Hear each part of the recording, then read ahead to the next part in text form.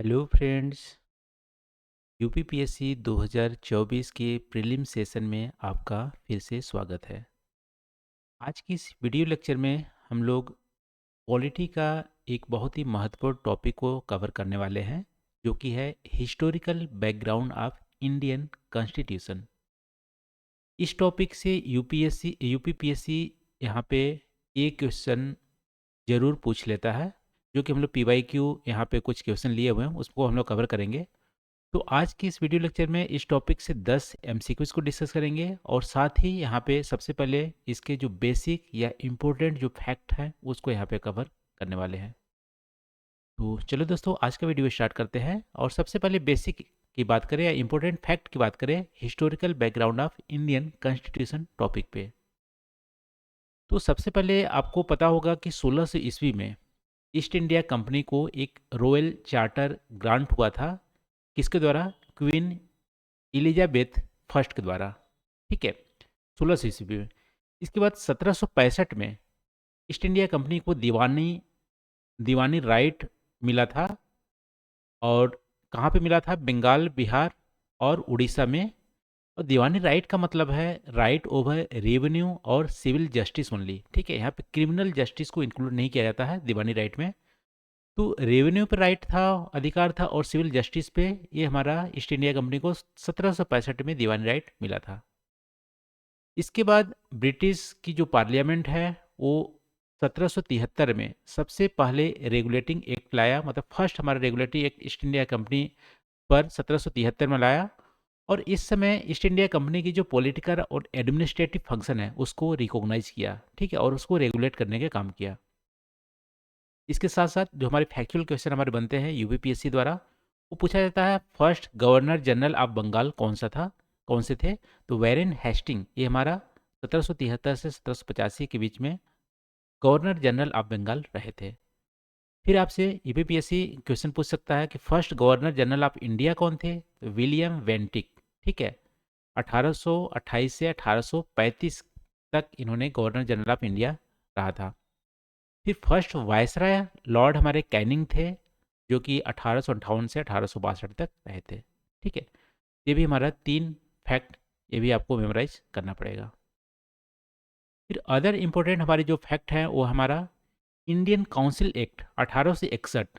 ठीक है, इसके थ्रू 2 हमारी चीज़ें आई थी। एक ऑर्डिनेंस जो पावर थी गवर्नर का, वो 1861 के थ्रू आया था। और पोर्टफोलियो या डिपार्टमेंटल जो सिस्टम अभी है हमारा, कि गवर्नमेंट में बहुत सारे मिनिस्ट्री रहेंगे, पोर्टफोलियो रहेगा, ये दोनों ही चीज़ें हमारे 1861 के इंडियन काउंसिल एक्ट से आया हुआ है। इससे यूपीएससी डायरेक्टली क्वेश्चन पूछ लिया है। ठीक है, यूपीपीएससी पूछा हुआ है। फिर हमारा गवर्नमेंट ऑफ इंडिया एक्ट जो 1909 है, इससे सेपरेट इलेक्टोरेट मुस्लिम को असाइन किया गया था। और 1919 में डायरकी, जो प्रोविंशियल गवर्नमेंट के अंदर जो डायरकी है, वो हमारा 1919 में आया था। 1919 में एक और यहाँ पे चैम्बर ऑफ प्रिंस का कॉन्सेप्ट आया था, जिसमें 120 मेंबर्स थे। ठीक है, ये भी हमारा 1919 के एक्ट से इस्टेब्लिश हुआ था। फिर अदर फैक्ट की बात करें यहाँ पे, तो फेडरल कोर्ट ऑफ इंडिया जो 1937 में इस्टेब्लिश हुआ था, वो हमारा 1935 के एक्ट से आया था। फिर हमारे कैबिनेट मिशन प्लान 1946 में, ये हमारे सर पैथिक लैवेरेंस के द्वारा लीड किया गया था, जिसके थ्रू हमारे कॉन्स्टिट्यूंट असेंबली का इस्टेब्लिश हुआ था कैबिनेट मिशन प्लान के थ्रू। ठीक है, फिर हम माउंटबेटन प्लान हमारा आया था, जो पार्टीशन ऑफ कंट्री यानी इंडिया पाकिस्तान 2 कंट्री यहाँ डिवाइड हुए थे, किसके बेसिस से? माउंटबेटन प्लान के बेसिस पे। फिर लास्ट में आप देख सकते हो इंडियन जो इंडिपेंडेंस बिल थी, वो हमारे रॉयल एसेंट हमारा कब यहाँ पे मिला था उनको? 18 जुलाई को। ठीक है, 15 अगस्त को हमारा कंट्री आज़ाद हुआ, और उससे पहले 18 जुलाई को royal assent Indian independence bill पे मिला हुआ था 1947 में। और एक किसके बेसिस पे था? माउंटबेटन प्लान पे, जो आया था 3 जून ऑफ 1947। तो हमारे डेट और जो फैक्चुअल जो हमारे यहाँ पे डेटा है, फैक्ट हैं, वो आपको मेमोराइज करना है। ऐसे ही यूपीपीएससी पूछता है। अब हम लोग इससे रिलेटेड जो 10 एमसीक्यूज हैं उसको यहाँ पे कवर करते हैं। तो सबसे पहला यहाँ पे है, जो कि 2014 में पूछा था। यहाँ पे पूछ रहा है कि वो कौन सा एक्ट है जिससे federal court in India establish हुआ था। ठीक है। तभी हम लोग फैक्ट में देखे थे फेडरल कोड ऑफ इंडिया 1937 में इस्टेब्लिश हुआ था, और किस एक्ट के थ्रू? 1935, जो हमारी गवर्नमेंट ऑफ इंडिया एक्ट थी उसके थ्रू। यहाँ पे 1935 कोई भी ऑप्शन नहीं है, इसलिए हमारा वन का यहाँ पे डी हमारा आंसर हो जाएगा। फिर देखो दूसरा यहाँ पे क्वेश्चन है, कैबिनेट मिशन प्लान 1946 किसके द्वारा लीड किया गया था? तो अभी हम लोग फैक्ट में देखे थे कि सर हमारे पैथिक लेवरेंस हैं, इसके द्वारा लीड किया गया था कैबिनेट मिशन प्लान, और कैबिनेट मिशन प्लान के थ्रू ही हमारा जो कॉन्स्टिट्यूंट असेंबली थी वो हमारा फॉर्म हुआ था। ठीक है, तो 1946 ये भी आपको ईयर भी याद रखना है किसके द्वारा लीड किया गया था, और इसके थ्रू क्या हमारा आउटकम आया था वो भी आपको ध्यान रखने हैं। तो अगला हमारा तीसरा जो क्वेश्चन है यहाँ पे देखो, ये हमारे यूपीपीएससी 2021 में पूछा था। यहाँ पे पूछ रहा है कि कौन सा एक्ट के थ्रू हमारे पोर्टफोलियो सिस्टम या डिपार्टमेंट सिस्टम हमारा आया हुआ था। तो अभी हम लोग फैक्ट में देखे थे कि जो हमारे इंडियन काउंसिल एक्ट थी 1861, इसके थ्रू दो चीज़ें आई थी, एक तो पोर्टफोलियो सिस्टम और दूसरी हमारी आई थी ऑर्डिनेंस मेकिंग पावर, जो हमारी वायसराय की थी वो हमारा आया था इंडियन काउंसिल एक्ट 1861 के थ्रू।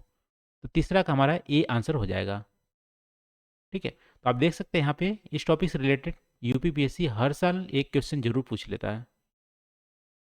अब यहाँ पे देखो 2013 में पूछा गया था यूपीपीएससी के द्वारा, Mountbatten plan become the basis for.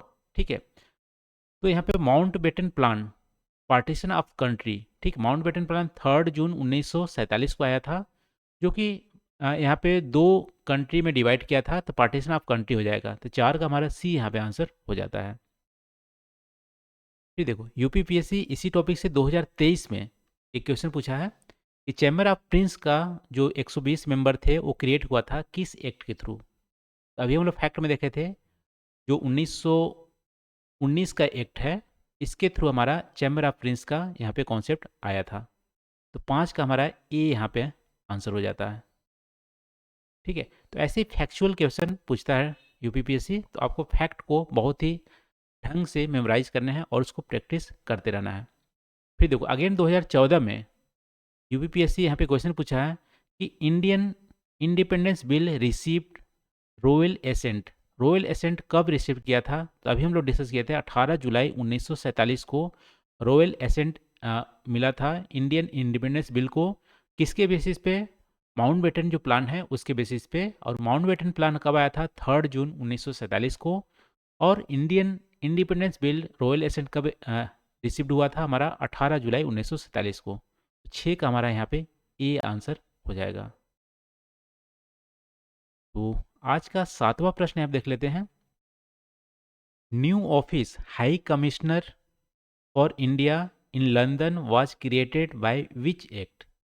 ये हमारा 1919 के एक्ट के, गवर्नमेंट ऑफ इंडिया 1919 के एक्ट के थ्रू यहाँ पे लंदन में हाई कमिश्नर फॉर इंडिया एक ऑफिस यहाँ पे क्रिएट हुई थी। तो याद रखिएगा 7 का हमारा यहाँ पे सी आंसर हो जाएगा। आज का 8वां प्रश्न यहाँ पे आपको बताना है first governor general of Bengal कौन थे? तो अभी हम लोग फैक्ट में देखे थे first governor general of Bengal हमारे वैरेन हेस्टिंग थे। ठीक है, यदि आपसे पूछा जाए first governor general of India कौन थे, तो विलियम बेंटिक थे। और आपसे पूछा जाए फर्स्ट वाइसराय ऑफ इंडिया कौन थे, तो लॉर्ड कैनिंग थे। ठीक है, वैसे इसका 8वां का आंसर हमारा ए हो जाएगा, वैरेन हेस्टिंग हमारा first governor general of Bengal थे। तो इस टॉपिक से रिलेटेड 9वां हमारा प्रश्न है, इसमें पूछ रहा है कि 1765 में ईस्ट इंडिया कंपनी को दीवानी राइट मिली थी। ठीक है, कहाँ पे? बंगाल, बिहार और उड़ीसा। ये फैक्ट दे दिया गया है। आपसे पूछ रहा है दीवानी राइट का क्या मतलब है? तो दीवानी राइट का मतलब हम लोग ने देखा था कि राइट ओवर रेवेन्यू और सिविल जस्टिस। ठीक है, इसमें क्रिमिनल जस्टिस इंक्लूड नहीं है, और हमारे रेवेन्यू और सिविल जस्टिस दोनों इंक्लूड है। तो 9 का हमारा यहाँ पे सी आंसर हो जाएगा। ठीक है, दीवानी राइट का मतलब है राइट ओवर रेवेन्यू और सिविल जस्टिस ओनली। और इस टॉपिक से रिलेटेड हमारा लास्ट जो हमारा क्वेश्चन है वो आपको बताना है यहाँ पे, which of the following is not a feature of chartered act of 1833? 1833 की चार्टेड एक्ट बहुत ही महत्वपूर्ण है, और इसमें बताना है कौन सा फीचर नहीं है। देखो चार्टेड एक्ट में क्या आया था, गवर्नर जनरल बंगाल को रीडिजिग्नेट कर दिया गया था गवर्नर जनरल ऑफ इंडिया, ये भी हमारा सही है। लॉर्ड विलियम बेंटिक हमारा first governor general of India थे, ये भी हमारा सही है। और इसके थ्रू हमारा जो 1833 के थ्रू हमारा क्या गया था, लेजिस्लेटिव जो पावर है बॉम्बे और मद्रास की प्रेसिडेंसी को, उसको हटा दिया गया था और सिर्फ बंगाल की प्रेसिडेंसी को लेजिस्लेटिव पावर दिया गया था। ठीक है, तो यहाँ पे पार्सली हमारा ये गलत हो जाता है, क्योंकि यहाँ पे बंगाल के भी हटाने की बात कर रही है, तो ये गलत है, ये हमारे फीचर नहीं है। ठीक है, 10 का हमारा सी आंसर हो जाएगा। यहाँ पे डी देख लेते हैं, exclusive legislative power of British India were given to the governor general of India. ठीक है, ये भी हमारा सही है। तो यहाँ पे 10 का हमारा सी यहाँ पर आंसर हो जाएगा। तो ये रहा दोस्तों आज का टॉपिक, हम लोग क्या कवर किए थे, historical background of Indian constitution.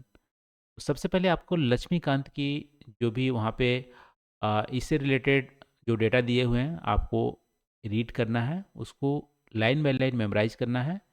फिर इससे रिलेटेड जो भी हमारे एमसीक्यूज बनते हैं उसको मैं एक लिंक दे दूंगा कमेंट सेक्शन में, उसको आप जाके अटेम्प्ट कीजिएगा। ठीक है, और आज की इस वीडियो में हम लोग 10 जो एमसीक्यूज डिस्कस किए और इम्पोर्टेंट जो फैक्ट डिस्कस किए, इसको तो आपको कम से कम मेमोराइज कर ही लेना है।